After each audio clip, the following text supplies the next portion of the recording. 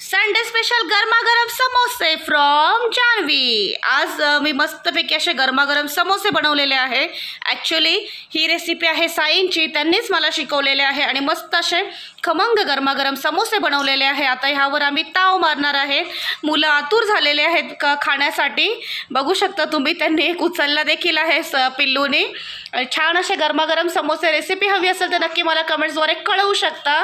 आणि समोसे पण आम्ही 2-3 प्रकारचे बनवतो आणि हे खूप छान असतात, चविष्ट असतात आणि पिल्लू परीला खूप आवडतात। मला खोकला होता प्रचंड म्हणून मी बनवणं टाळत होते, पण मुलांची खूप जास्त डिमांड होती। मग म्हटलं मुलांपेक्षा जास्त काय आहे ना, त्यांना बनवून देते, मी नाही खाणार, काही हरकत नाही। पण असं होईल का कधी समोसे बनले आणि मी खाणार नाही?